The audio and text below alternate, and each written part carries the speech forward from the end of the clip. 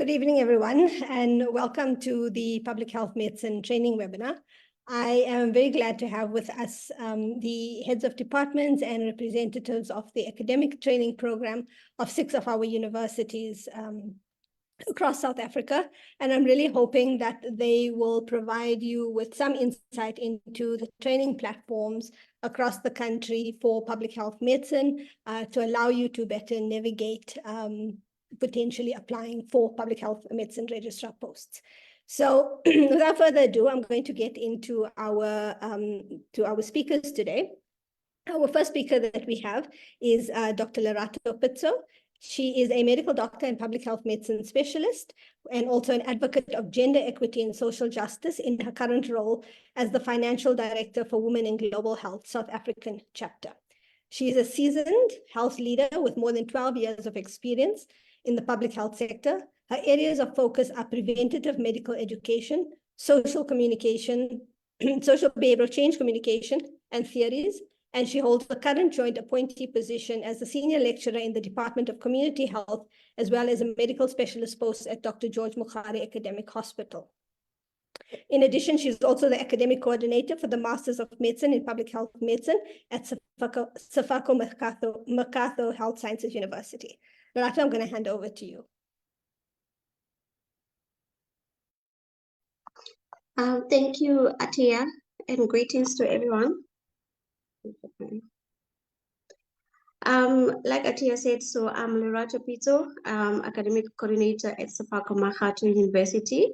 So I'm just going to briefly explain how our program works at Sefako Makgatho Academic University and Dr. George Mukhari Academic Hospital. So we are accredited unconditional, 5-year unconditional accreditation by SPHSA. We've approved 8 posts, but however, we are currently utilizing only 5 posts due to budget constraint.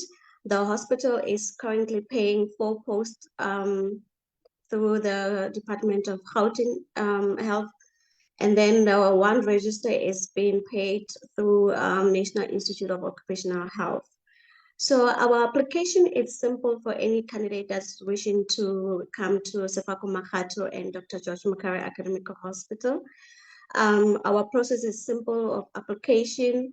If you wish to come to us, please, we publish all our adverts and vacancy through the Gauteng government online professional job center, and also DPSA. So those are the 2 platforms where you will get all the details regarding our application and processes.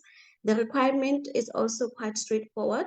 So basically, you should have completed your MBCHB, and we are looking for an independent medical practitioner.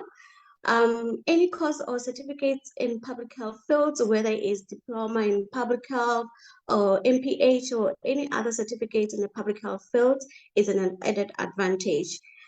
We do encourage anyone who's coming to us to please, because public health needs a different understanding of what it means, and the purpose of public health is not as easy and straightforward as people think. So you need to grasp the better, to have a better understanding of what public health is before you join us. So we do look for specific candidates that understand the meaning of public health in terms of population health, preventative medicine. So if you come to us, these are the requirements that we are looking for. Regarding our, so basically this is 4-year training that we have at Sefako Makgatho. Is the same everywhere in the country. Our program is aligned and guided by the Council, the College of Medicine of South Africa. So the learning outcomes and the skills expected for the candidates to acquire through the 4 years training is basically coming from the Public Health Medicine College. So that guides our theoretical knowledge that you need to gain in public health, the practical exposure that is required of any candidate in our program. So in the first 2 years, we try and focus and assist the candidates to gain knowledge in the public health principles. And then at the same time, you will be rotating at accredited sites in the country. So these following I think it will be the same with other universities as well. But currently here in Pretoria, we are utilizing the National Institute of Occupational Health. We have a public health medicine specialist at that site. And then we also have our registers also rotate at NICD. They also do rotations at district level. So we are going to Tshwane Health District Department.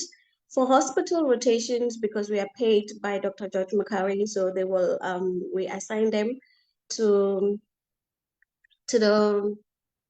George Makari Academic Hospital. They will be working closely with our clinical director and clinical managers.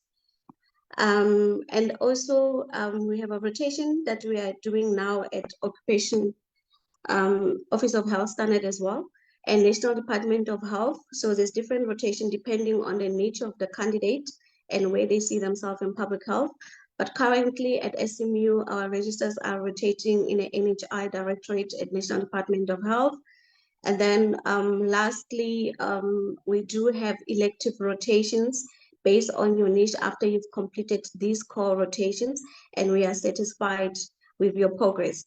Our rotations are mainly 6 months, but we are flexible depending on whether at this site you're also doing either your short report, that is a mini dissertation that is expected from the College of Medicine, or you are doing your MMed research. So we are flexible, and this 6 months can be extended depending on what you're doing at a particular site.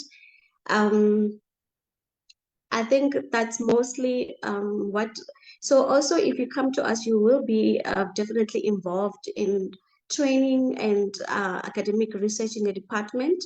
So currently our registers assisting us with allied health, which is physiotherapist training and education, and also 4th year undergraduate teaching. And we also have 3rd year research. So if you are a candidate at our institution, you will be involved in the 4th year, 3rd year, and also the allied health. We do collaborate with other institutions from our side if they need project assistance as a technical advisor. And also we work closely with other internal departments, clinical department within our setting here at Dr. George Makari. So that's about it. So if you are looking for any post, however, even because of budget constraint, I do always advise people to constantly, if you're wishing to join public health at SMU, you are more than welcome to email our departmental secretary and inquire. So because of the budget constraint, we can only afford to appoint a new registrar only when one exits. So that is the challenge that we have. But we do welcome those who are thinking of doing public health medicine at SMU to always inquire, and our secretary will send you all the details if there is somebody close. And like currently I have 2 registers who will be exiting this year. So hopefully next year at SMU, we'll be having 2 available register posts to take new candidates. Thank you, Atia. Thank you, Lerato. I think that was very useful information for anyone that is aiming to specialize and to also know how to engage with the department. Just a quick question before I let you go. Is the secretary's details up on the SMU website, so it's easily available to anyone that just does a Google search? You are muted. Oh, sorry. I will double check Atia, but it should be there. If not, I will put it now on the chat.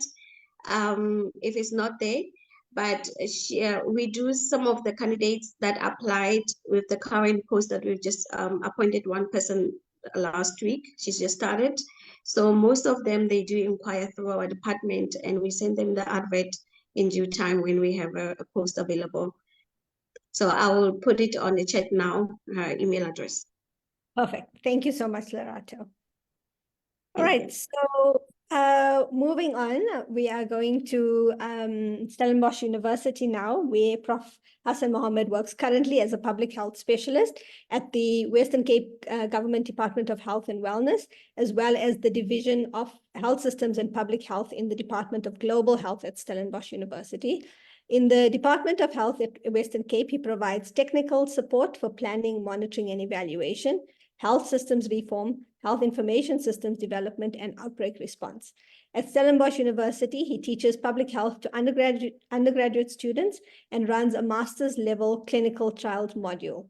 He supervises both master's and PhD students, and he is an author and co-author of more than 100 peer-reviewed scientific publications. Hassan, over to you. Hi, good evening, everyone. Thanks, Atia, for that introduction. Yeah, I liked Lerato's introduction as well. Makes me also enthusiastic about, applying there for to do my rotation. So between ourselves, Stellenbosch and UCT, we share the same platform. So what I'm going to say overlaps a little bit, or to a certain extent with what Leslie or Prof. Leslie London's going to say later about UCT, but specifically about Stellenbosch. I mean, just to say, we are based at the medical school in Bellville, so not in the very nice, pleasant part of, the Stellenbosch town. So I think that's one important thing to understand. We are a relatively small program, so we only have 2 funded registrar posts. So again, also important to say that. We have the ability to potentially have 5 registrars. In other words, we have 5, what are called 5 post numbers. But any additional people above the 2 would need to be what's called supernumerary registrars, and we can perhaps during the question time talk about what it is to be a supernumerary. But essentially, you either self-funded or you stay in your existing post, but you do the registrar rotation work from where you are based. So the appointments are made by the province. So in our case, it's not through a hospital. There's a specific unit. It used to be called Health Impact Assessment, but it's now called Health Intelligence. So there's a provincial level unit called Health Intelligence, and all the registrars from Stellenbosch and UCT are appointed through that particular unit. The rotations are arranged through that unit, and there are, provincial level rotation. So the way the registrar program works is that you rotate, or you spend 6 months or a year within a particular unit. So at provincial level, there's an epi and surveillance unit. There is a program impact evaluation unit. There is what's called emergency services and clinical support unit, and special programs. And then there are district level rotations as well. So in fact, where I'm based is at the district level in Cape Town, and I usually have registrars rotating through my office, or they could be at the sub-district level. So those are the opportunities. There's also a rural rotation as well. And there are specific hospital rotations like Grootske and Tygerberg, or the 2 central hospitals, and people can spend time there as well. So in terms of requirements to be a registrar, it's the same, I think, for all of us. You need an MBCHP, and you needed to have at least completed your community service. And you need to be registered as an independent practitioner, as Lorato said, in order to qualify. So those are the minimum requirements to apply. So, if you're at that point, you do have the possibility to apply, but the application usually is directed to the provincial office, because they manage the full recruitment process. And the universities and the province both have people on the sort of interview panel when we interview candidates. However, I do want to emphasize that because there are few posts and there are, it's quite competitive. Usually people who have experience or people who've done a master's in public health have an advantage in terms of getting a post. And generally nowadays, when we get applications, most people do have additional qualifications or research experience. So I think just keep that in mind. You know, if you're fresh out of community service, yes, you can apply, but in order to be shortlisted, you know, usually having additional experience or qualifications, you know, is required. In terms of information on the program at Stellenbosch, so the way there is what's called the yearbook, but it is available via the Stellenbosch website. So the basic information to apply is in what's called the yearbook, and there's a contact person. At the moment, I'm the contact person, or there'll be a secretary's contact information. And if you're interested in public health, doing it specifically at Stellenbosch, you then write to us. And, you know, we will pass your application on to the province, but we can tell you about the program. So the way the program works is that it builds and utilizes existing courses. And I think, you know, some UCT has a similar approach. So there is a separate independently run Masters in Clinical Epidemiology, but they run a number of core modules. And those like basic epidemiology or proposal writing, etc. So the registrars are required to do at least 4 of the core modules of that master's program. So you join those classes. Similarly, for occupational medicine, we have a diploma in occupational medicine and you join those classes. Then there's what's called a postgraduate diploma in health management, healthcare management, and you essentially complete that whole course, although it's actually a separate diploma, but as registrars, you sit in on those courses. Keeping in mind that you don't get these additional qualifications. Although you sit in on those classes, they're all part of what's called the MEd in public health medicine. So that's what you would need to do. So general requirements in terms of once you start your rotation, what do you need to do in order to become a specialist? You need to get relevant exposure. So that's why you need to rotate into different settings. You need to, secondly, you will need to complete what's called a short report, which is, you know, like a situation analysis or a folder audit or something like that. And then you need to do a formal research project. And all of these you need to do before you write your examination. So you will write a college examination after you've completed 3 years of training. There's no primary that needs to be written for, at least for our university. Some other universities may be different, but there isn't a primary exam. You apply, you can join if you accepted, and then you write the examination after you've completed 3 years. So that's, I think, it from my side. Provides you with a general overview of, you know, how the Stellenbosch University program works. The last thing to mention is, similarly to SMU, we have budget constraints. So we have 2 fully funded posts. We just completed interviews, so we're about to appoint 1. There is a second, the second post is vacant, but at the moment we have no indication from the province that we will be able to fill that post. So there are no posts available at the moment, but if you are interested, submit your CV, and when the posts are approved or made available, then your CV would be, you know, taken into account. So that's general advice. You know, submit your CV, even if posts are not necessarily available at the moment, but you may need to wait a while. All of us, I think, across the country are affected by budget constraints. Thanks. Thank you, Hassan. I think that's a good general advice to everyone around the fact that we have a budget constraints at the moment, and so the training platform is a bit constrained. I'm now going to move on to the University of Cape Town, which will have represented by Professor Leslie Landon. Professor Leslie Landon is a professor in public health in the School of Public Health at the University of Cape Town, South Africa.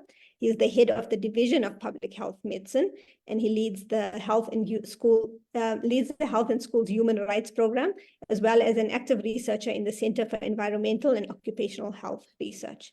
He is part of the People's Health Movement and serves on the steering committee of the Global Network on Governance and Conflict of Interest in Public Health. He has published over 200 peer-reviewed journal articles, 32 books or book chapters, and has supervised to completion more than 50 master's and PhD students. Over to you, Leslie. Thanks, Atia, and thanks to Hassan for making my job much easier, because UCT and Stellenbosch share the platform, so our registrars train together. We have 6 registrar posts. We have 1 empty post that is subject to austerity. And I don't know if people realize, but most programs will have a ratio of 4:1, so 4 registrars per consultant. So we should have actually 5 consultants, because we have 20 post numbers. But one of our consultant posts is empty because she retired, and that's also subject to austerity.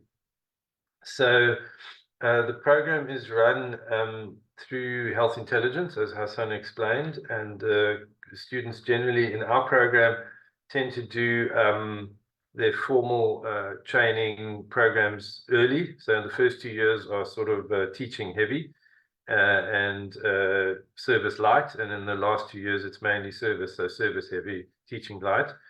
And like Stellenbosch, our registrars piggyback onto other programs.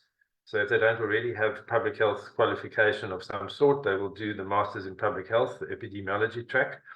And the epidemiology track is chosen deliberately because that's really what's helpful for the services for epi and surveillance.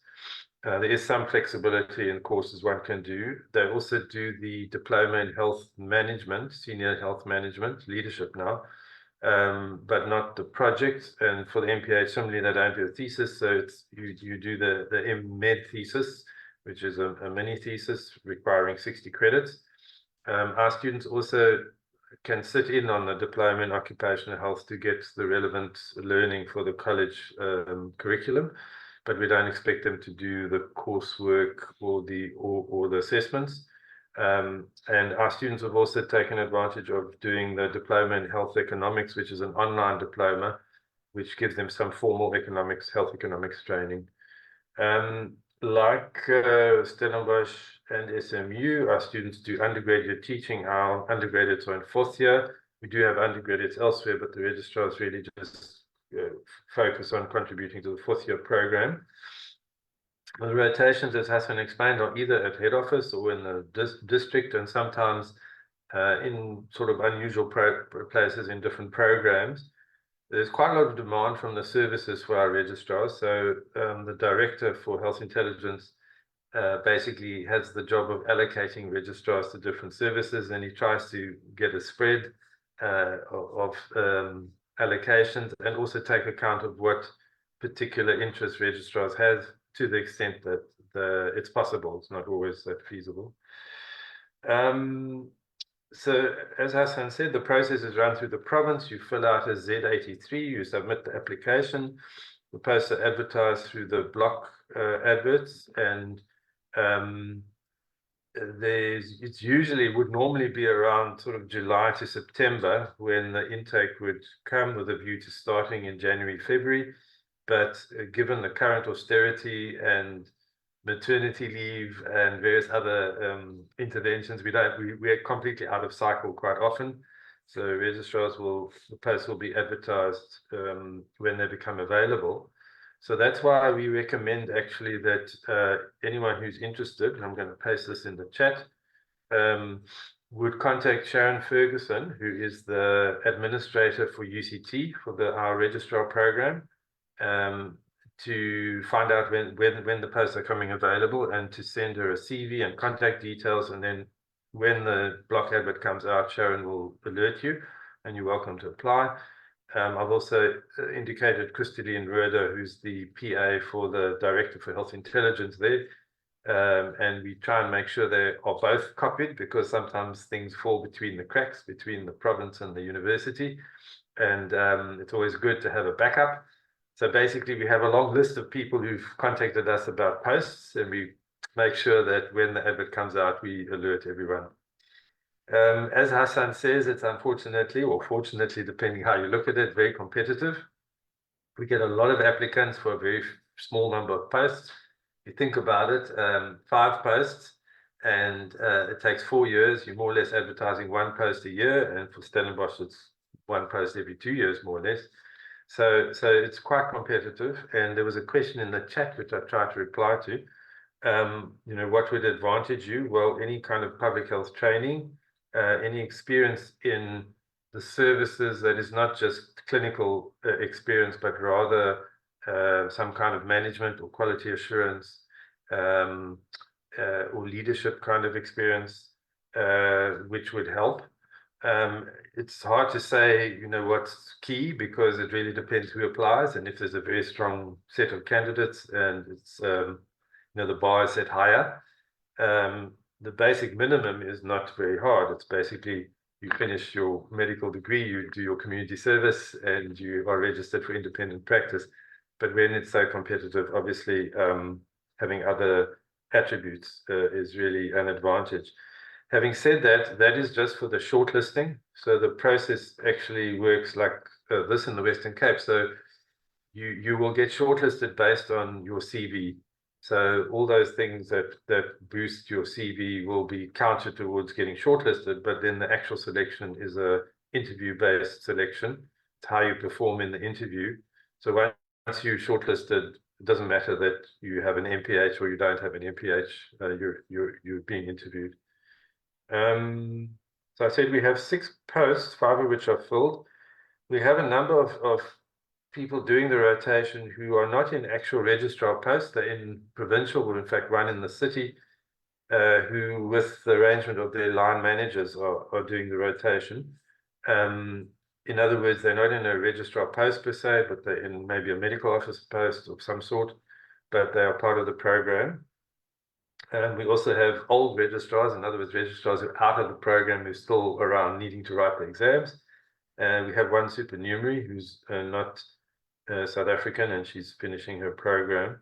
So we accommodate that, and we have a program in the school of registrars doing journal clubs and a sort of a program meeting every so often, and just to where it's possible, we share that with Stellenbosch as well.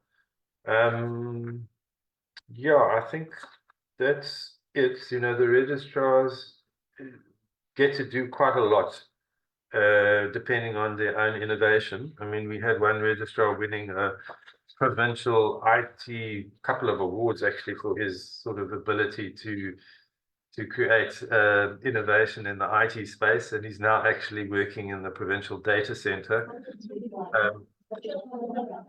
We don't have NICD, and we don't have National Health Office, but I think the exposure in the province that's unique is the provincial data center, which consolidates all the data systems in the health department and enables an incredible amount of improved service delivery and program monitoring and evaluation that wouldn't otherwise be possible. And that's one of the strengths of the program. Yeah, I think I will stop there. Thanks.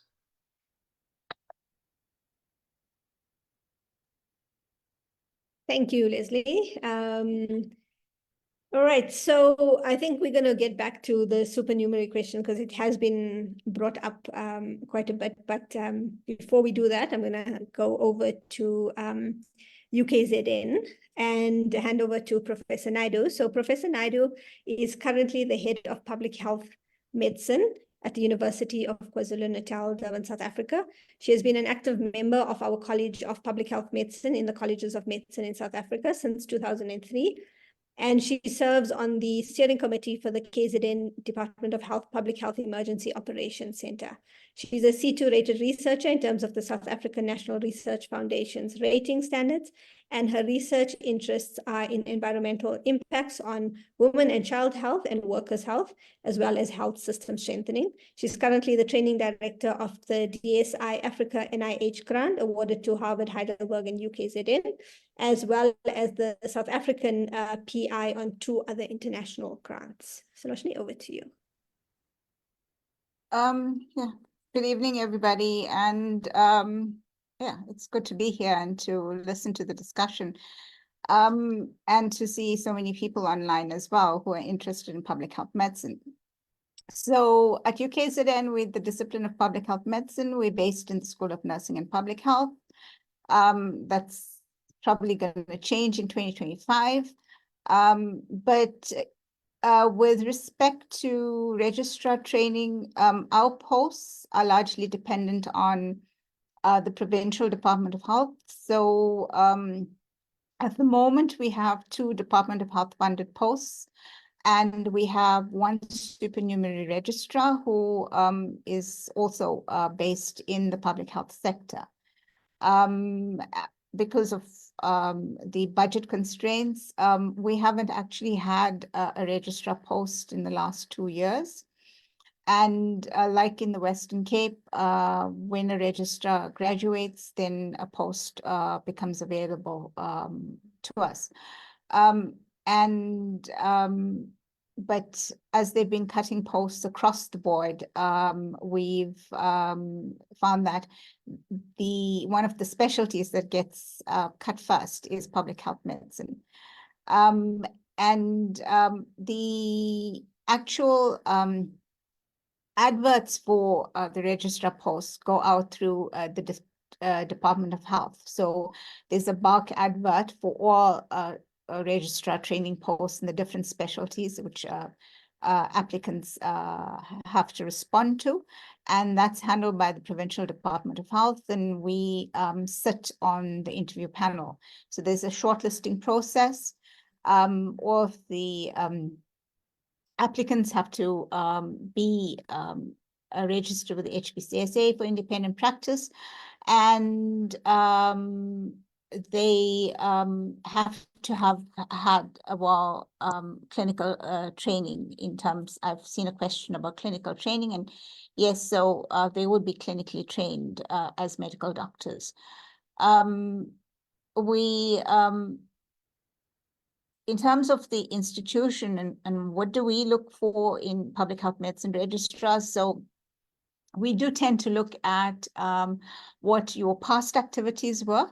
So if you worked in a public health setting, or if you were employed in hospital management, or you worked for a research organization or a non-governmental organization working in the ambit of public health, that's an advantage. If you've had past training, like a postgraduate diploma in public health or a master's in public health, if you're currently registered for a master's in public health, or even graduate training in management, is a added advantage, because the transition from clinical to public health medicine, or pure clinical medicine to public health medicine, is a big step. So we have to be in some ways convinced that the applicant is actually serious about this transition, especially considering that we have so few posts. And like in the Western Cape, it's highly competitive. Often for a single post, we can have as many as 20 applicants. What does our training program look like? So it's similar to other provinces. Currently, our coordinator of the Masters of Medicine is Dr. Solofelo Mashlaba, and our admin support is provided by Ms. Anusha Singh. So I'll provide the details for admin support should anybody be interested in finding out more. During the 4 years, our registrars rotate from anything from 6 months to a year.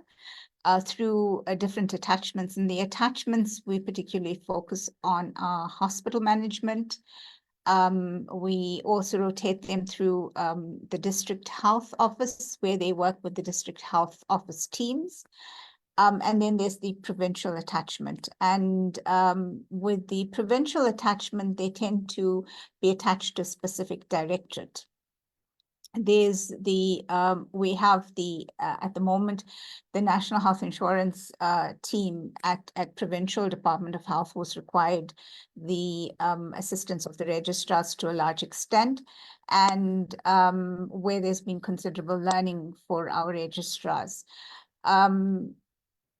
In terms of the hospital attachments, they may have more than one hospital attachment in their training, and it is to give them experience between district hospital management experience, and then, for example, quaternary hospital like Nkosi Albert Lutuli Hospital, where they will spend time.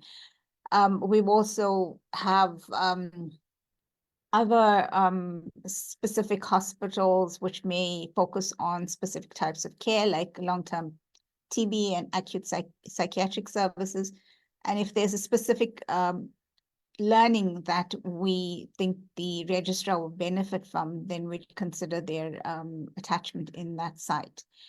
And usually when a registrar rotates through the attachment, they have a site supervisor, and then also a consultant who supervises from the discipline.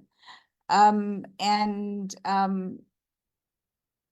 the province, some of the activities they've been involved in is GP contracting as part of the National Health Insurance project, working in the clinical governance unit, looking at clinical governance and policy, and then other directorates like the maternal and child health directorates, where they focused on things such as evaluations of the maternal obstetric units, which actually these projects and these learnings go toward operational delivery and improving service within the province overall.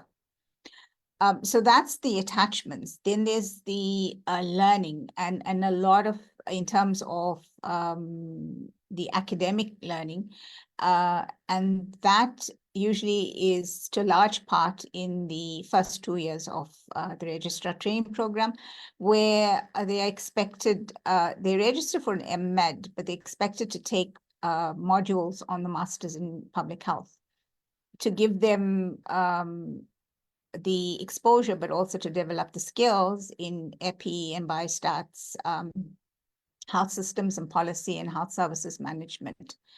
While they are doing those academic modules, they also learn research methods, which helps them in terms of developing their projects, their research projects, which is usually done in one of their attachments, and that's for their MEd dissertation. And then also they will do their short report around a health systems piece of research, which is to ensure that they meet the requirements of the College of Public Health Medicine. They do also get involved in some undergraduate and postgraduate teaching, and that is more to develop their training and lecturing skills and their CVs, but we tend not to give them too much of it, because they are largely, because they are employed by the Department of Health, and they are employed in a training position, we actually focus on that training and giving them maximum exposure within the provincial health system. Because of the shortage of registrar posts from the Department of Health, we have also taken on supernumerary registrars, and in the past and in the recent past few months, we've had lots of discussion around this and interests from some of the research organizations in terms of their clinicians who are interested in acquiring or at least specializing in public health medicine and looking at that as supernumerary posts. But even with the supernumerary posts, it has to go through a process of advertising, and there's a contract that needs to be signed as well to make sure that they actually meet the requirements and achieve the learning outcomes in terms of the skill set that we require public health medicine specialists to leave our training program with. So I think that in a nutshell is the training at UKZN. Just to say that it is very, very competitive, and it's, as part of it is because of the limited number of posts that we have. But we've seen quite a large interest in training in public health medicine. In terms of job opportunities, there are several of our graduates have either taken positions in research organizations, some in the Provincial Department of Health. They've been absorbed into the Provincial Department of Health in different roles and capacities. And so that, their skills, public health medicine training skills are found to be of benefit and are used there. So I'll stop there. And I think if there are any questions, I'm happy to answer them. I'll put the details of our administrator in the chat. I won't put Dr. Mashlaba's details because I don't want everybody troubling her, but they can get to her via the administrator. Thanks. Thank you, Sulochini.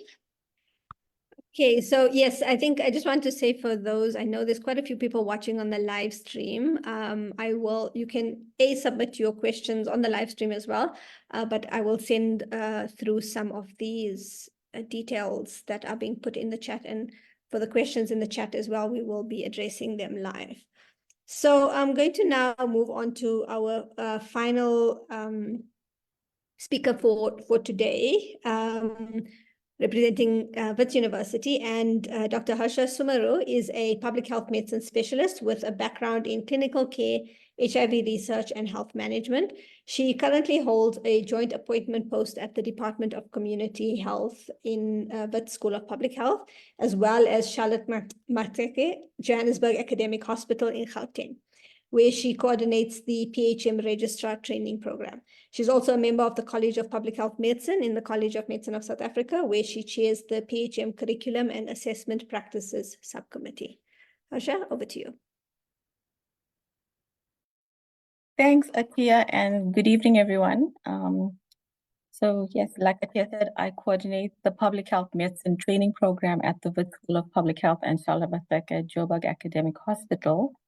Coming last, I think a lot of the things I'm going to be telling you about will be familiar based on the other speakers, but so I'll hopefully be brief. Like the other universities, we are also guided by the colleges of public health medicine.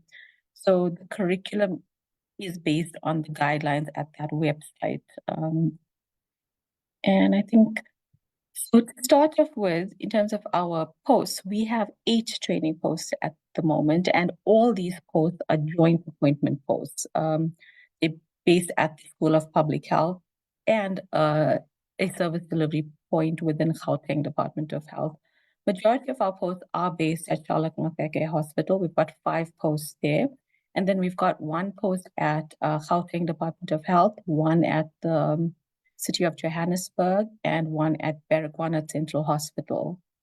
So similar to the other universities, a post becomes available once a registrar vacates a post, and the filling of the vacant post does need to be approved by the service delivery site where it is held.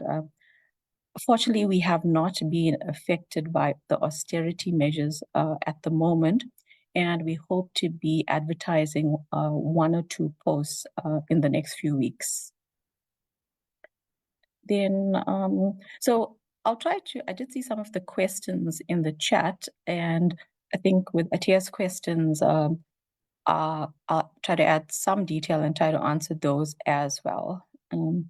So most of the posts, since they are joint appointment posts, the application process is subject to requirements of the Department of Health as well as the School of Public Health. Generally, the Human Resources Department at the service delivery site manages the application processes and they advertise the post, but we support the processes from the university side. And I think standard across the country, all applicants must have appropriate qualifications that allow them to register with the HPCSA as a medical practitioner. And it's important that the applicant must be registered as a medical practitioner at the time of application. So even if they anticipate that the post might only be starting in a few months' time, and it's a requirement by the HR that you must meet the requirements at the time of application. And like the other universities, we also have a high number of applicants for a small number of posts. So often extra qualifications or experience does place a candidate at an advantage. I think some of our recently successful registrars have completed a master's in public health, masters in health economics, diplomas in child health, and diplomas in HIV and AIDS management as well. And then after that, we also look at the years of experience working within the public health sector, also experience within research organizations, and service at more disadvantaged areas of the health system is also an advantage for candidates. And then finally, I think both the Gauteng Department of Health and Wits School of Public Health are committed to maintaining diversity and equality in employment, especially with regards to race, gender, and disability. And then so moving on to what the institution looks at in terms of individuals' characteristics, I think, like we said, it's a very competitive process. There's a lot of interest in it. And I think given the public health challenges that our world and society faces, we try to recruit people who are aligned to public health practice and who we feel that will really be change makers for public health in their practice. And often it's the candidates who are successful have a high level of technical competencies as well as critical thinking abilities. I think some of our candidates have also been individuals who via their work and also via their conversations and in the interview process have demonstrated an understanding of public health, have demonstrated knowledge of public health priorities in the country. And in terms of the individual characteristics, they exhibit a passion for solving these problems. Also, they may have leadership capabilities and also high degrees of self-awareness, good values, including ethics, humility, accountability, and kindness. I think, this describes quite a few of the registrars who have been successful recently. And then I think I can move on to the next question, which was about the training platform. I think, so at Wits, like the other universities, the training runs over a 4-year period. I think there is opportunity to motivate for an additional 6 months of training in individual cases. And we have been doing that quite often recently, especially post-COVID. Also, in terms of females, if you are pregnant during your training time, we can motivate for additional a few months of training. The actual training is also quite similar to what is found in other parts of the country, and it includes theoretical learning as well as experiential learning via coursework and service delivery. And I think the curriculum is based on what's articulated by the College of Public Health Medicine, and it aims to equip registrars with a wide range of competencies. In the college curriculum, I think the large domains that are covered are health measurement, which includes things like epidemiology, biostatistics, demography, health information systems, and things like that. We also look at communicable and non-communicable diseases at the population level. We look at occupational health and environmental health, as well as health services management. And I think if you do log on to the college website, the regulations will provide a lot of detail in terms of what's covered within those different domains. So I think what's unique amongst all the different training sites is the service delivery work. And at WITS, the service delivery work includes exposure to different institutions within Gauteng Department of Health, or institutions that are affiliated with Gauteng Department of Health. And we have 7 training sites, which all registrars rotate through. So these are based at 2 hospitals. At Charlotte Maxeke Hospital, registrars rotate through the information management unit. At Baragwanath Hospital, they rotate through the management department. Then they also rotate through 2 district offices. In the city of Johannesburg, they're based at the public health unit. And in Ekurhuleni, I think, they're placed in a similar unit as well. Then the next rotations are at national institutes. They spent 6 months at the National Institute for Communicable Diseases, and currently 6 months at the National Institute for Occupational Health. And then finally, we have a department rotation based at our Department of Community Health at the School of Public Health. And in this rotation, the registrars are involved with undergraduate teaching, and they're also given protected time to work on their research reports that are related to the exam.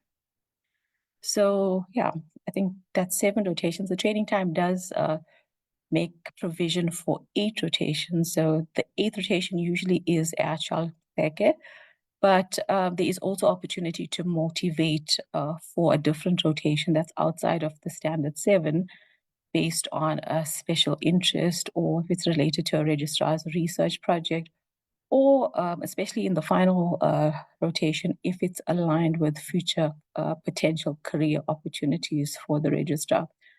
So I think those are our different rotations. And then I think somebody did ask about what happens during the day.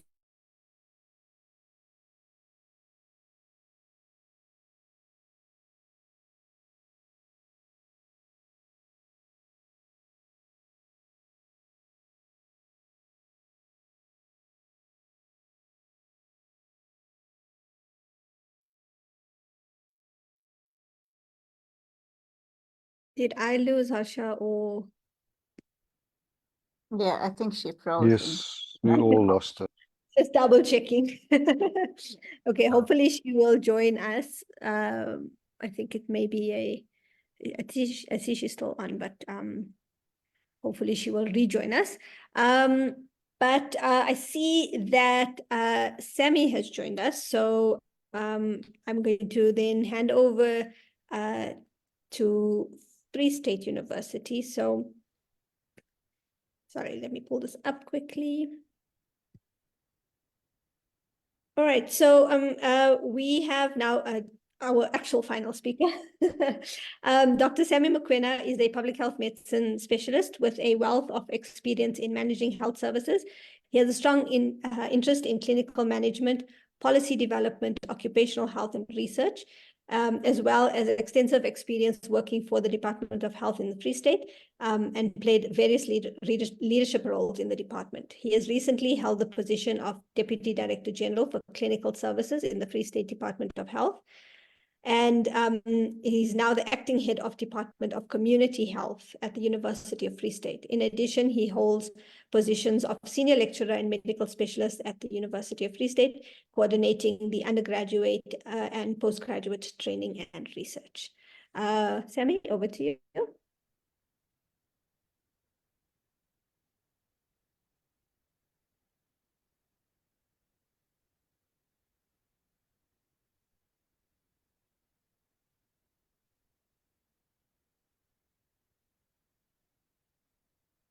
Sammy, we can't see you or hear you if you are speaking. I can see him, but he's on mute. You need to unmute Sammy. Okay, there it is. Good evening, and thank you so much. I hope I'm audible. Am I audible? Yep. Yes. Yes. Yes. Okay, thank you so much. Thank you so much for the invite, and I'm glad to come and share some of the experience and what University of the Free State offers in terms of public health medicine. I think, as Atia has said, currently acting head of the department for the community health. The reason being, the head of department is retiring at the end of this month, and he was on sabbatical for some time. So I've been sort of holding a fort in the department. So if you are aware that still in the University of the Free State, we are still using the community health rather than public health medicine, and I think it's issue that probably will be tackled and handled soon. The course coordinator, I'm also the module leader on various modules in community health, public health medicine in the department, and as alluded previously, I'm also very much, I think, have been very much involved with the Department of Health in various leadership roles. So in terms of what has been requested, I'm not sure if the presentation was expected, but I didn't prepare a presentation, and I apologize for joining late. I had a bit of issues that I needed to take care of. In terms of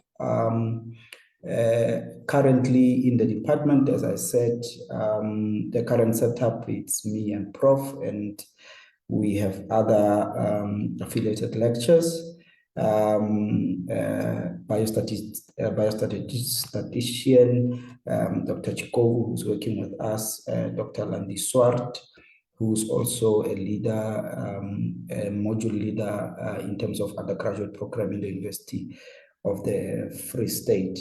We also, in terms of public health specialist, I'm just talking about that. We also have Dr. The current head of clinical services, who is Dr. Rita Nathan, who's also a public health specialist. But the department, it's Prof. Kruger, who's the head. It's me, then, who's the specialist in the department. We also have two registrars, Dr. Tekisho and Dr. Tejani, who have just started. Dr. Tekisho is almost a year now as a registrar in the department. Dr. Tejani, a few months now with us in the department. So the department generally has two posts, but when time allows, we are able to activate. So we have 4 training posts, but the Department of Health allocates for us 2 posts, and we are able to activate at least 1 post for the registrars when the department, or when time allows, or when the need allows. And as I said, currently we have 2 registrars who are with us, I think, for the next 3 years or so. So the application process depends on availability of posts. So the post is motivated by the university and then approved by the Department of Health, then advertised through the 2 medias, through the university and also through the Department of Health post advertisement. The applicant will apply, and the selection process, they will, during the selection process, the appropriate candidates will be selected, and they'll go through the interview process, and post the interview process, the successful candidates will be considered.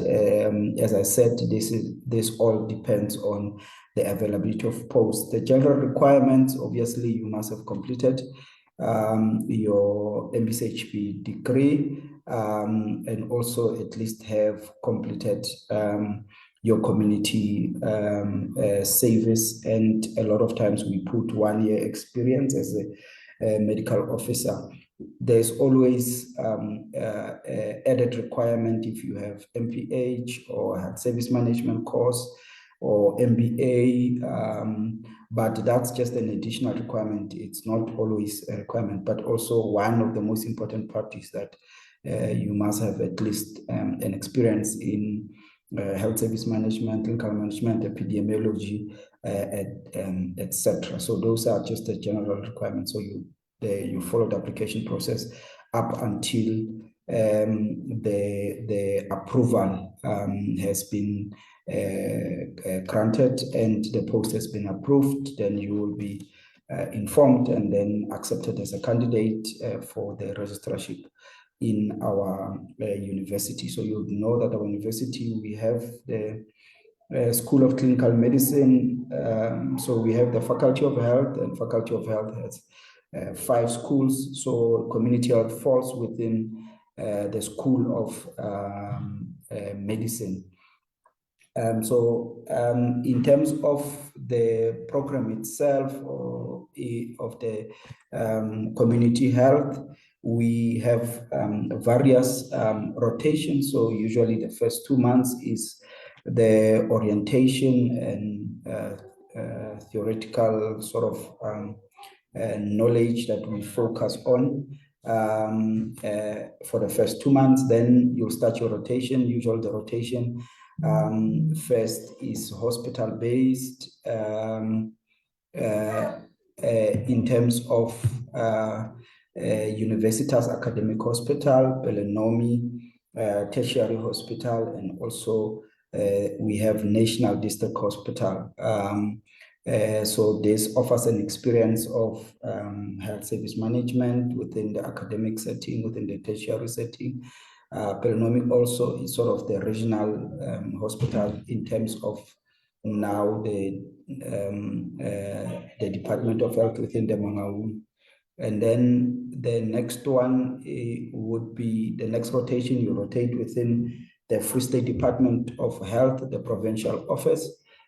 So there's also various rotation within the Free State Department of Health.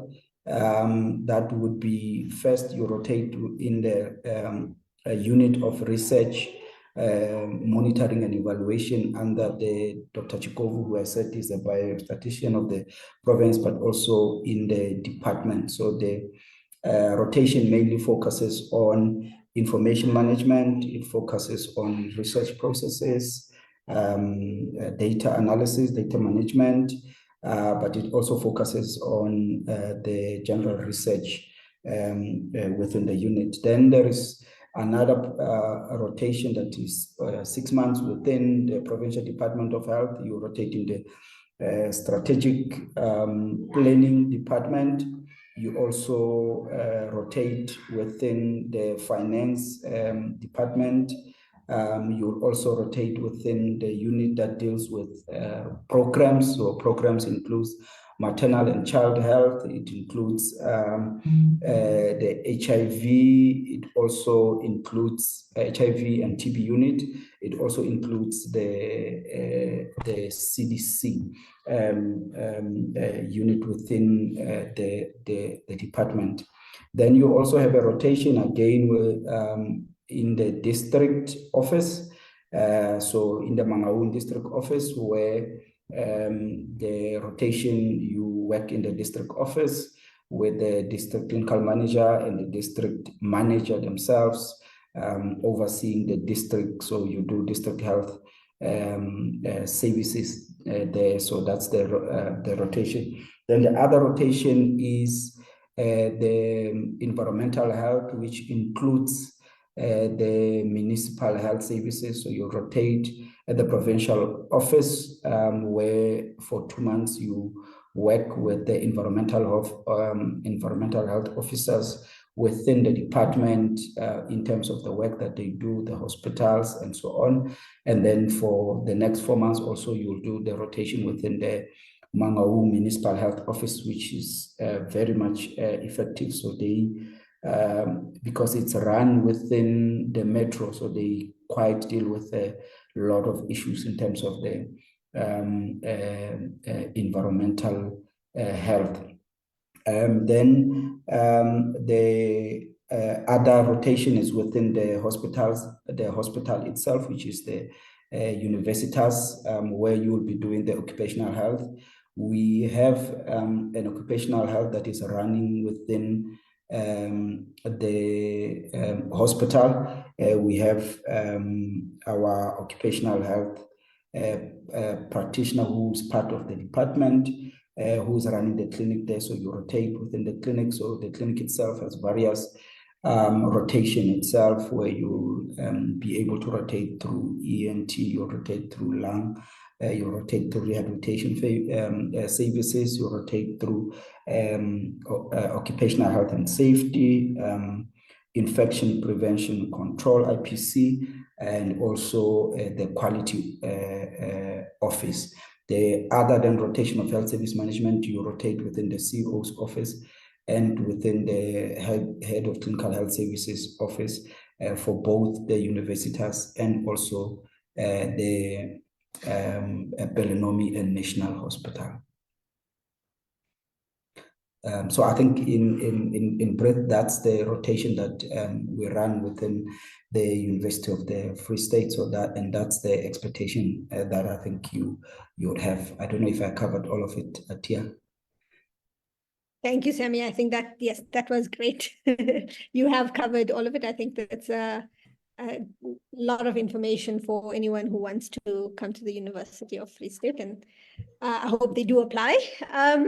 So thank you, everybody, for that overview of all of the universities. I'm going to ask everyone to come back onto video, and we can get through some of these questions that were posed to us. So while everyone is doing that, I just want to mention a few things. So there's a question around MPH.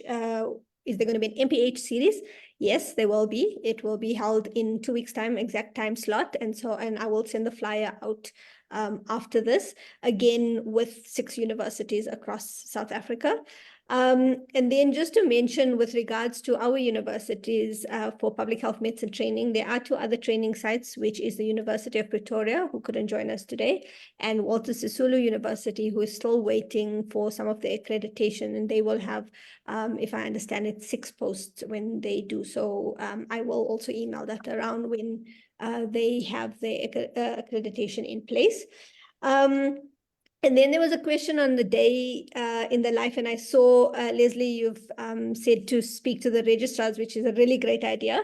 If you go onto my LinkedIn, there is a series of interviews that I've been doing with different people within public health broadly, but there are a lot of public health medicine specialists as well as registrars who are discussing their journeys. And so part of that is discussing what they do on a day-to-day basis. So you can go onto them. They've been tagged, and I'm sure they'll be happy to answer questions from anyone that has any.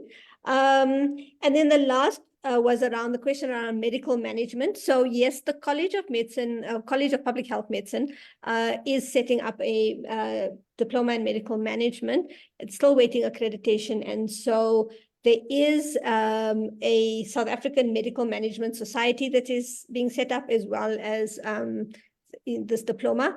I will send around the colleague. I just asked him now where they are. So he said I can send through his details. So I will send through those details for anyone who is interested in medical management, or, I saw there was a question around some of the,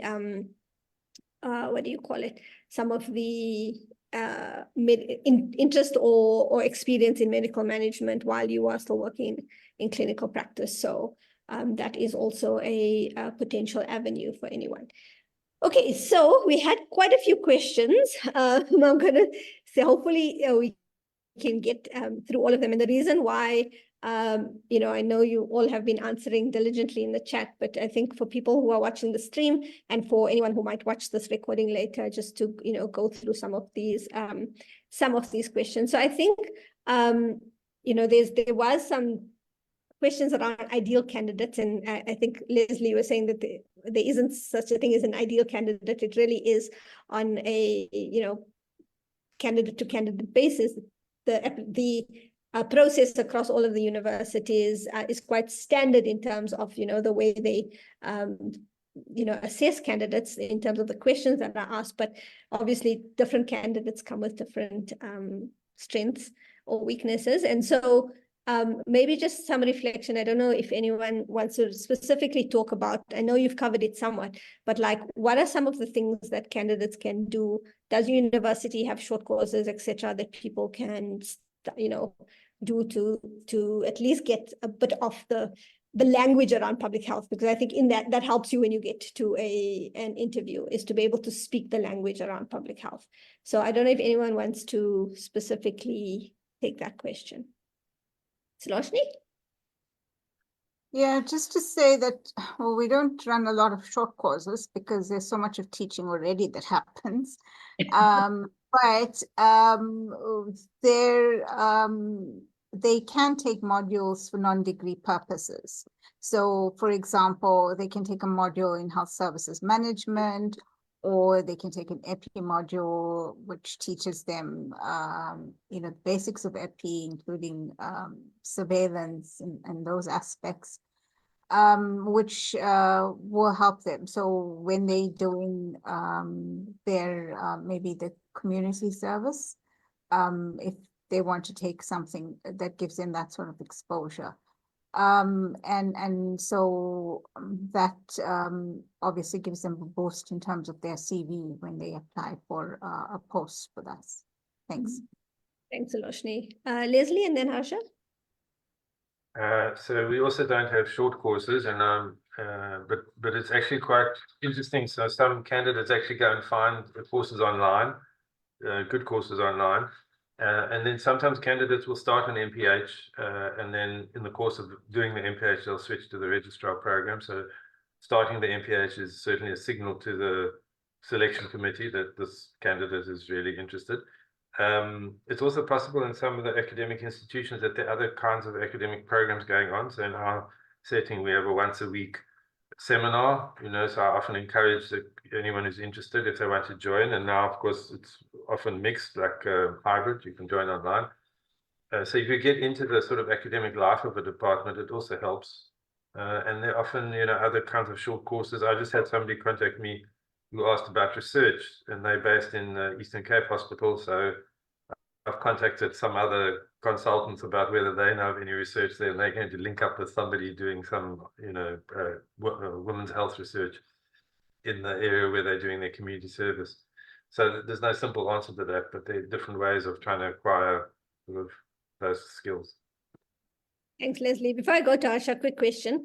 The seminar you're talking about, is that the UCT noon seminar? Yeah, so our department has a once a week seminar open to anyone. So when I did Kate Reese's career interview, she mentioned that also as a really great way to start engaging in in the public health space. So I would second that then on Kate's behalf as well. Harsha, over to you. Hi, thanks, Atia.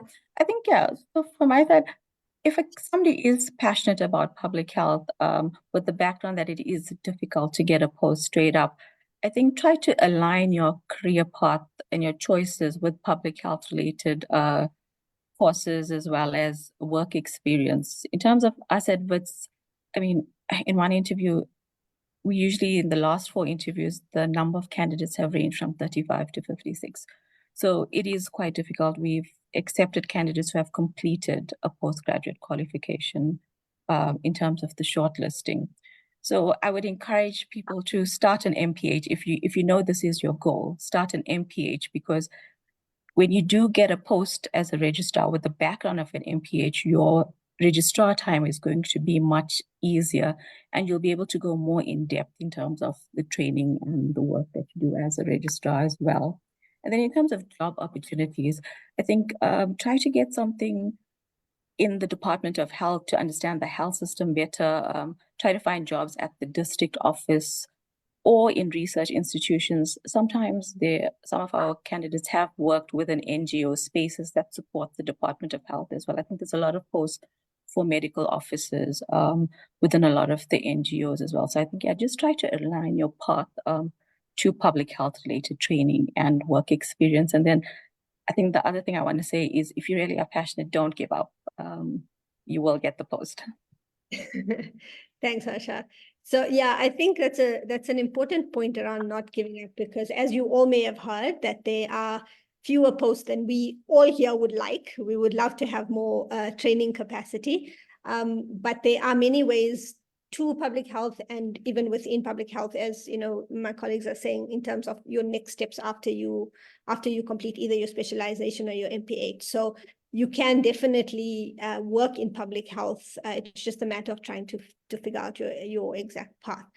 One of the questions that I have, and I think it didn't really come up here, but I know it's a big question that comes up with a lot of people that contact me, is, and I think it did come up slightly in about clinical work. And so, you know, most of the universities, the rotations don't have any clinical work. I know when you go to the National Institute for Occupational Health, you may see patients as part of their clinic, but that's obviously just a rotation. And then in the NICD, you may see patients as part of an outbreak, for example. But by and large, there isn't sort of clinical work in public health.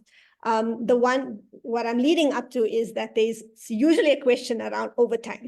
And so I'm just wondering if, you know, colleagues, if you can just maybe highlight whether overtime is an option at your university, and if it is an option, what are the potential overtime options, so that people do know, you know, will be able to make a better decision around where they want to train. So Asha, since you're on, I'm going to go with you first.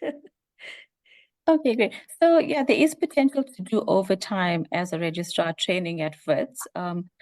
Currently, some of the registrars do overtime based in, at Charlotte, they do overtime based in the medical legal department, where they fill out road accident funds. Sometimes they also get involved with some of the J88 forms, and there's other administrative processes at the hospital. So they have designed that specifically for public health medicine registrars, because there is a backlog of these forms. Some of the registrars based at other sites may do medical legal calls based at the Tutuzela care centers as well. And then there is an option for registrars to find overtime in a clinical discipline for the duration of the training as well. But yeah, that's quite rare as well. The important thing is that even if you do clinical overtime, it's important that your shifts don't impact your training time during the day. So we encourage them to ask for shifts on a Friday night or the weekend, or if it's during the week, to end by 10 o'clock or so. But also, I think people should know that as a consultant in public health, there is no overtime, unfortunately. But there is opportunities to do RWOPs, which is remunerative work outside of the public service. I think that, I don't know, some people are quite successful with that, some less so. But yeah, there is that option. But by large, there is no public health overtime as a consultant. Thanks, Asha. And I think, yeah, the point is generally there's no post call in public health. So if you are on call and you come, you will have to come to work. And also, at the end of the day, you don't hand over your patient. Your patient is the health system, which is continuing. And so you may take home work with you. So you will have to juggle that if you are doing some overtime. Hassan, I did see your hand up. I don't know if you wanted to answer. Yeah, I mean, I think just to say something similar, I think the registrars, there are no funds available for overtime, so it's not part of the post. They're not offered overtime, but I am aware that in certain instances, you know, if a registrar is based at a hospital, they make a local arrangement with the hospital to do sort of medical superintendent overtime, you know, doing consent or dealing with medical superintendent type queries, but it's not clinical work type overtime. You know, the registrars don't do that and the specialists don't. But I know in the college there's an ongoing conversation about this, because some of the people interested in doing public health want to do clinical work and they want to be able to do overtime, but at the moment, at least in the Western Cape, it's not provided for. Yeah. Thanks, Hassan. Saloshni, did you also want to go? Yeah, so our registrars do overtime. It's obviously not part of the registrar training, but they can actually arrange their own overtimes. And it may be superintendent hospital management calls, but often it's clinical calls. That is during their registrar training. Obviously, once you become a public health medicine specialist, you can't do that. And then the point that you make about no post call, that's something we're very, very clear about, because we expect the attachment, you to be present at your attachment for the 4 days of the week, and the 5th day, obviously, you come to the department for your journal club and academic meetings.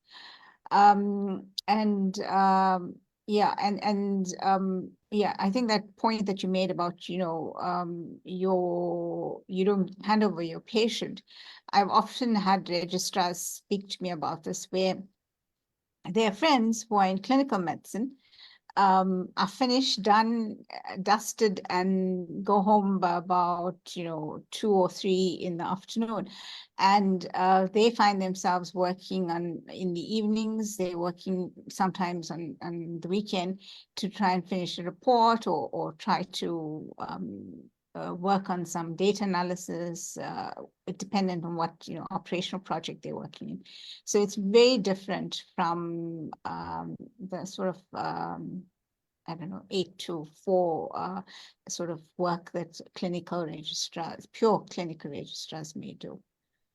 Just so that people know that. Thanks. Okay, so I note we've got about 8 minutes left. So I'm basically now just going to go through a quick, I think, round for all of our panelists today for any last thoughts. But I just want to say that there's been a lot in the chat that I will email around. There's some articles to read, people to reach out to. And so, you can definitely start if you are interested. And I think this goes to Harsha's point around passion. It's not, some people think that public health is sort of the default choice if you don't want to do clinical medicine, but any job that you do is going to have its ups and downs and its difficulties, as Saloshni was just saying now, around you may be able to work from home and in your laptop, but in the evenings, but you will be, you may be working and you're not on call. You got to really choose what works for you. And at the end of the day, this is like any field, it is something that you have to be passionate about. And so sometimes doing the short courses, trying to do an MPH before gives you some insight into whether or not you really are passionate about this field, because it is no less difficult than any other specialty. So having said that, I'm going to do a round robin. I'm going to start again at the top. So with Lerato, any last words for our aspiring public health medicine specialists or public health enthusiasts?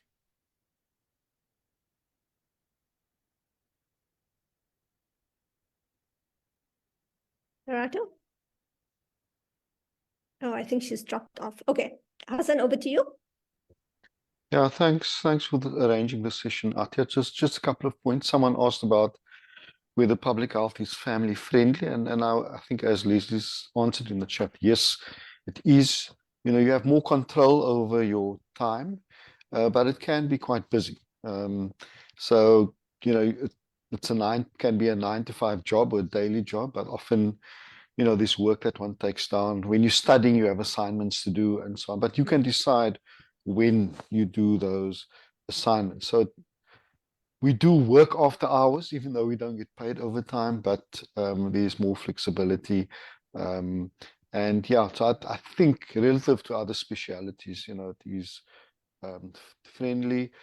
Just in terms of career paths, I worked So just to share my own experience, I worked first for an NGO called HISP as a as a project coordinator. So that was to do with health information systems. I then worked for a municipality as an epidemiologist. I then did research for 8 years at the University of Cape Town, and that was sort of full-time research and clinical trials. And now I'm working as a public health medicine specialist at the district level in the health system. So, which is a very generalist public health work. It's very diverse. And maybe I didn't describe very well what a specialist does every day, but the work's interesting, although, technically it's about either you're in meetings or you're on your computer, you're doing data analysis, or you're visiting, facilities, but it's what you do, you think. So you are there for your thinking skills to problem solve. So we're actually problem solving population health problems, health system problems. So the work is diverse, interesting on a daily basis. Thanks. Thank you, Hassan. Yeah, I think that's an important point. The training is quite diverse. It's from management, epi and biostats, financing and economics, occupational health, environmental health, outbreak response. And so there is potential for very many jobs within public health. You have to find your niche, but we do pull on all of those different skills generally in a day-to-day basis. Okay, from here, I'm going to hand over to Leslie. So, our former head of the program, Johnny Myers, when he gave his inaugural address, his title of his talk was Public Health, Will Cinderella Become Queen? And I think it's quite relevant now because we have an NHI and, we're at the cusp where all the skills that a public health medicine specialist brings to the table are relevant for the NHI.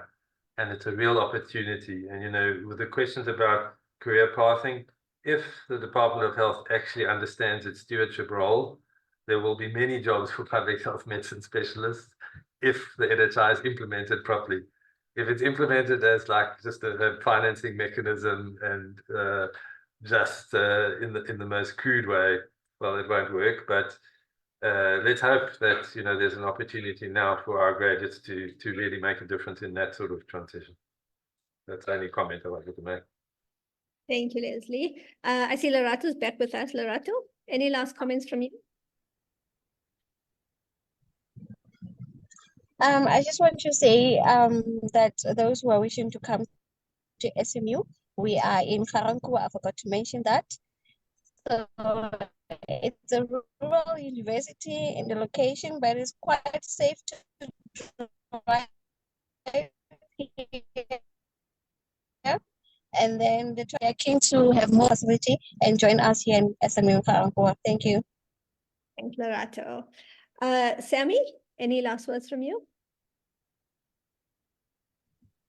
Thank you so much, Tia. I think maybe let me just, I'm using a new computer, so I'm trying to find some of the lifting the hands. Addressing the issue of overtime. So for us, the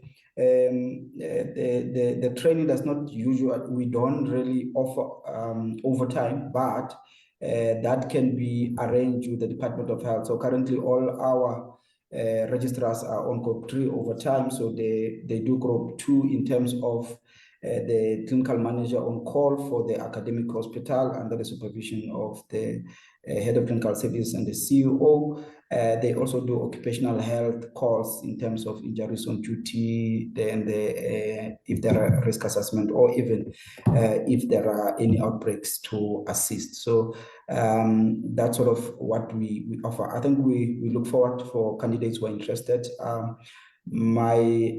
Initially, I didn't know a lot about public health medicine, but my interest in management pushed me to public health medicine, and ever since I've never looked back. So it's quite an interesting, and for me, I think it has offered a huge opportunity of growth, not just in medicine, but also in terms of the clinical leadership as a whole. As I think as mentioned, I've found myself being in the acting DDG position, find myself sitting with HODs, ministers, and so on. So there's huge potential. And as I said, there's various interests that one can follow. We are a department that is growing, and we are inviting candidates to really come and join us. Thank you so much. Thanks, Sammy. Yes, I think public health medicine needs a marketing department, but given that we don't have enough posts, I don't know how much we should be marketing. So thanks for that. Sarojini, over to you. So I think your seminar is a part of the marketing strategy here. So just to say that I think when people decide, or if you decide on public health medicine, be very clear about why you're coming to public health medicine. And I think if you're an independent learner, if you're a lifelong learner, and you're somebody who wants diverse challenges on a day-to-day basis, you don't want the routine, then public health medicine is somewhere you would find your space.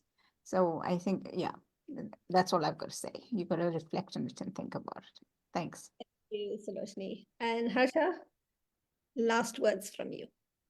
Hi, thanks. No, I think I hope people are inspired to join public health medicine. I think it's different from clinical medicine, but your clinical background does give you a lot of insight and capabilities within the public health platform as well.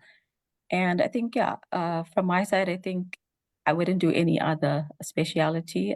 Sometimes when you work within the clinical platform and things are not working as they should, I think you appreciate the public health training more because you can really affect changes at a level that's going to change the system, hopefully, at some point in time.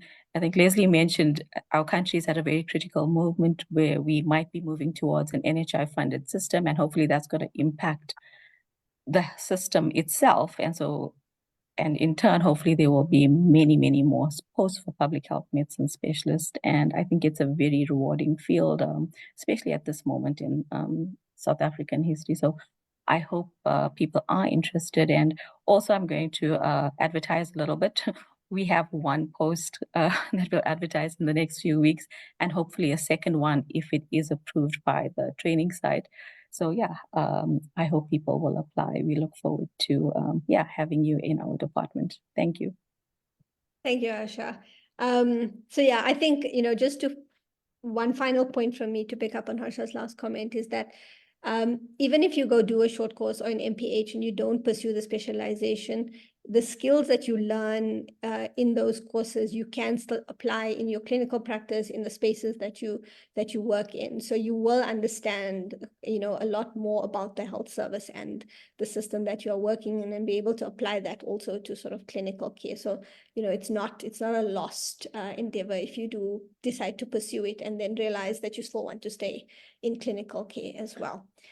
So we are now at the end of our webinar. I just want to say thank you to my 6 colleagues for taking the time out of their very busy schedules and indulging me with my crazy ideas to have a webinar on a Wednesday at 7 p.m. I really appreciate all the time that you've taken, and I hope that this will, market us a bit in terms of what is possible within public health medicine, but also allow people to understand how to go about navigating the process.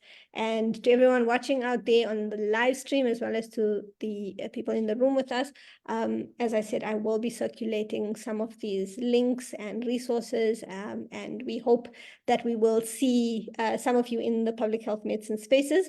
If we do see you, come and say hi. We met you in a webinar, and then we'll know at least that this was an effective campaign. But that's the last from me, and have a lovely rest of your evening, everyone. Bye.